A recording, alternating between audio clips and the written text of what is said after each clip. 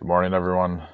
Day two of this. So I'm at another conference, so I think this worked well yesterday. So let's try it again. So what we got going on today, make this a little larger so you guys can see, is first part. What you're going to do is there's a worksheet in Google Classroom, right? It's called the Stamp Act worksheet. So actually, I'll go out real quick. It looks like this. Essentially, what I did is I took each of the parts of that Stamp Act Congress worksheet, which you read about, the delegates kind of coming together and coming up with this list of kind of grievances and kind of demands. So what I want you to do is reread it or kind of take the notes that you already have and then summarize it here below. So again, here's like kind of intro part, right? I want you to put it in your words, right? Summarize it, what it is, right? I encourage you to look up words that you don't know. So then you go down to the parts where it says first, second, third. I want you to, again, summarize it right below. Again, sentence or two should be pretty good, but I want you to be able to kind of grapple with it and put it into your own words. I don't care if you work with other people, partner or group of people. Just make sure you're getting through some of these. And some of these are going to be tough, like number 8 is tough. Just work through it, do the best you can. But other than that, you should be able to do this. So make a copy of this, and then you can type on it if you need a physical copy of it. I'm sure Sarah or Faith would be willing to get you one and print one off. So that is the first thing. Thinking probably 10-15 minutes on this. Then what you'll do is you go to the new content side of things. So you're going to learn about the Townshend T Act and then tax, just to say, the Boston Massacre. So I'm just going to kind of do a video, or there's a video by history.com that's in Google Classroom. And then the Boston Massacre. This is the larger thing, or the bigger thing I want you to do.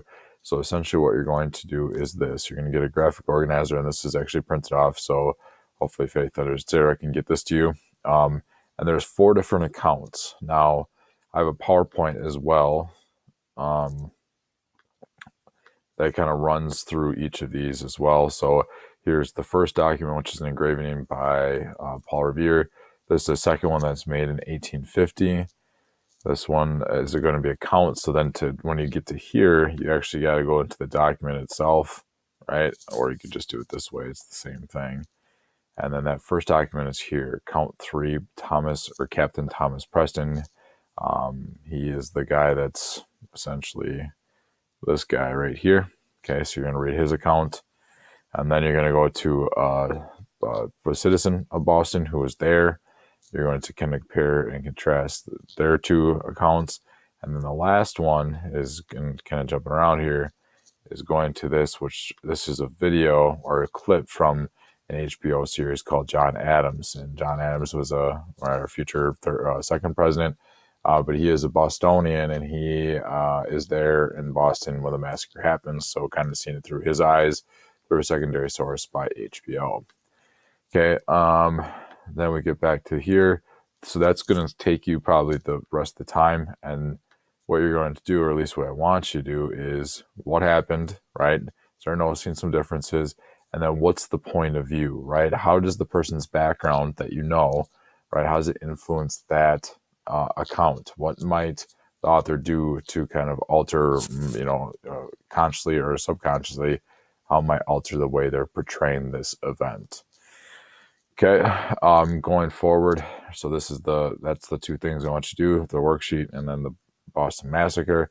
Here's your homework. So again, you don't have to do all this. I'm just looking for you to either read page 125, 26, or do the PowerPoint. The PowerPoint's okay. It doesn't tell the whole story because I have some pictures in there that I usually lecture on. If you're tight on time, their videos all here. I don't have these in Google Classroom, but they're all linked here. Kind of reviewing some of the stuff, but also talking about specific ones. So take a look there. Other than that, I'll be back on Thursday, right? And then we'll kind of look forward or kind of review this a little bit. And then we're going to kind of move forward towards the Declaration of Independence. Like always, if you have questions, I'm sure Sarah and Faith can answer those, or give me an email. I have my computer all day again. But there doesn't seem to be any issues there. Oh, I almost forgot one thing. On the worksheet that you're going to get, which looks like this, on the bottom between this page and this page, there's going to be an SAQ. So once you finish the Boston massacre stuff, excuse me, I'd like you to give a shot at that. And essentially what that's going to do is going to compare this portrayal, right, with this portrayal of the Boston Massacre.